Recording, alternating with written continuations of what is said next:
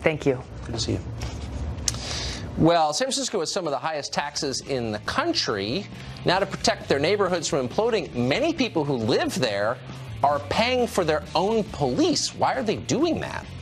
It's bizarre. We'll show you part 3 of our explosive American Dystopia series next.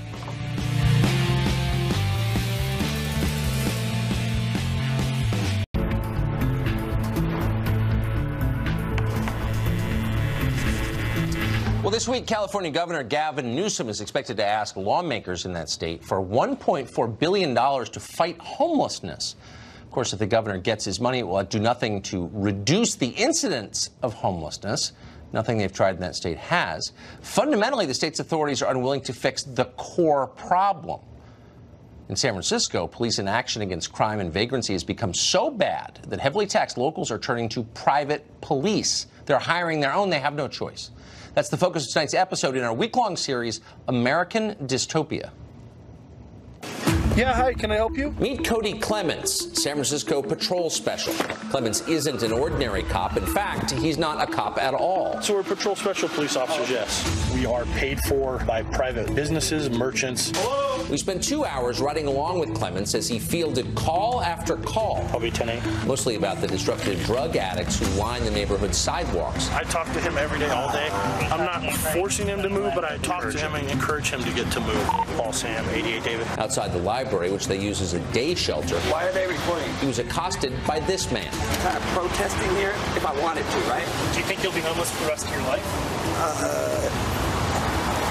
Yeah, I think that's a choice. It's your choice. Yeah. The Castro district is rich. Homes there cost as much as $4 million apiece. The residents that live on these streets, they pay for our service. The area's richest residents voted to create a community benefit district. That's bureaucratic jargon for a private government to do jobs that San Francisco's city government won't do. Some of the most common calls that I get from residents, somebody setting up a tent in front of my house, a homeless person going through our garbage with their making a mess. The benefit district pays people to patrol the streets, clean up trash, and remove graffiti. Now, in most cities, the city government would just provide that, right? Yeah, in most cities they would. But not San Francisco, where property owners are forced to pay mandatory fees to finance services the city fails to provide. Almost 40 years I've been here.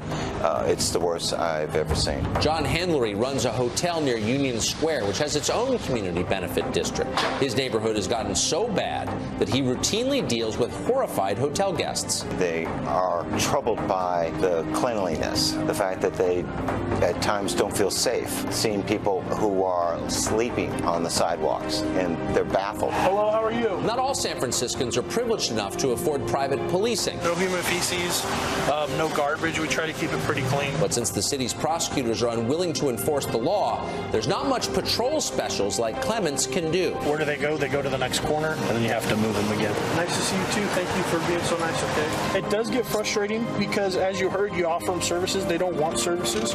A lot of them choose to be on the street because it's the lifestyle they like.